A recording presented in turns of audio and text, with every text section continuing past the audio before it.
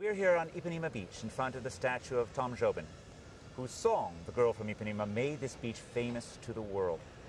And I'm delighted to be talking to Paulo da Costa Silva, a professor of art and philosophy at the University of Rio de Janeiro, and an expert on Bossa Nova and cultural things from Rio. Thank you so much for being with us. Yeah, thank you.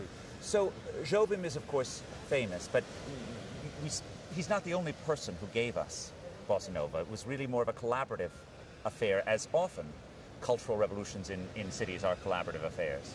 Yeah, that's perfect what you said. I think the Bossa Nova was born from the collaboration of what we call the Holy Trinity of Bossa Nova. It's Tom Jobim, Vinícius de Moraes, and João Gilberto.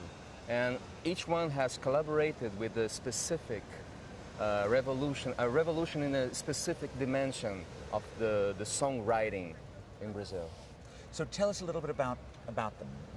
Were they all from Rio? Yeah. Who was? Choose one and start with one of them first. I begin by Tom Jobim. Actually, he's right here with us. He is. I begin with him. He was born in Rio de Janeiro, and he lived for a long period in Ipanema, and he was like the musician, the music creator of the Bossa Nova.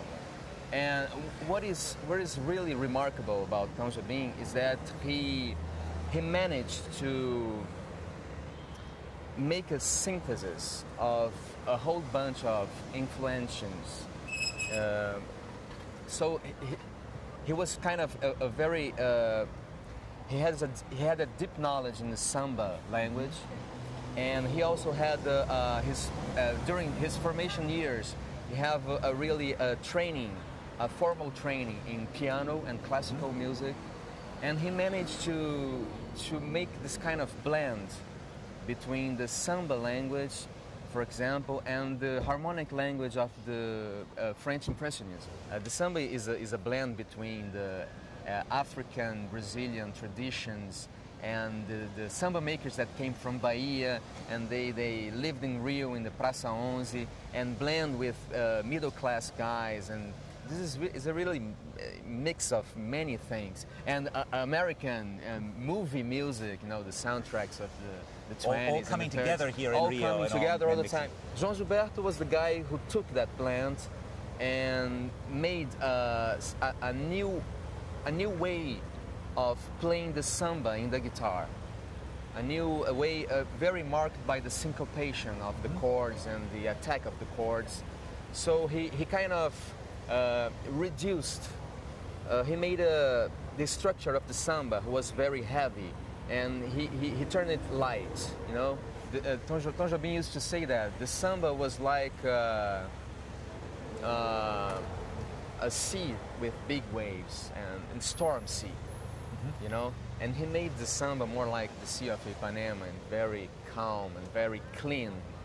But João Gilberto came also from a poor middle-class family in Bahia, and he came to Rio to become a radio singer.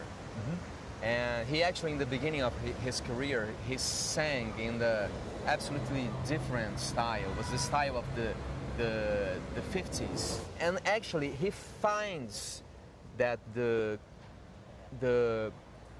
compositions of Tom Jobim were really perfect for him to put his new way of interpret the Brazilian songs. The third member is Vinícius de Moraes, who has an absolutely different background. He's older, some years older than Tom and Gilberto.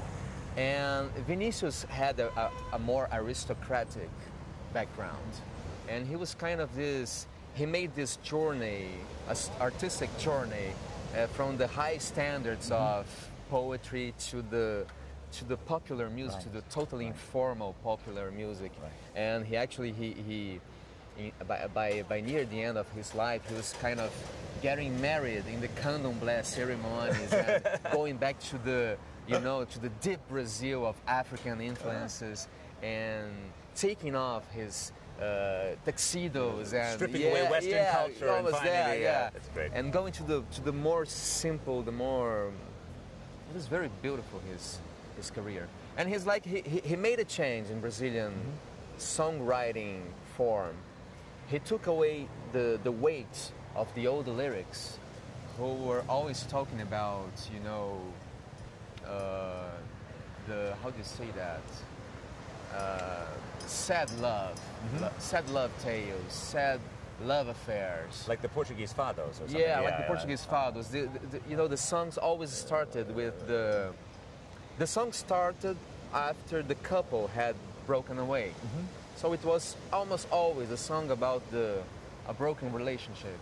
And Vinicius took to Brazilian popular music, Brazilian kind of more positive and more light and more sun. And it was kind of what the youth of that period was claiming for. They were frequenting the same places, and Copacabana, where we have this bohemia, carioca bohemia of the 50s, with many people experimenting and doing things with music and visiting each other's. And then it's kind of interesting that because you have this displacement of the center of the Brazilian music from the boates of Copacabana to the apartments of Copacabana and Ipanema. So Bossa Nova, we say that is a perfect kind of music to play in apartments. Right. Because it's very, you know, the quiet sound is not cool very elevated, right. it's cool, yeah. And that's quite common that you listen to Bossa Nova in airports and airplanes. Because, you know, it expresses, there's a Brazilian who says that the Bossa Nova express perfectly the idea of something that flies without effort. It's great, huh?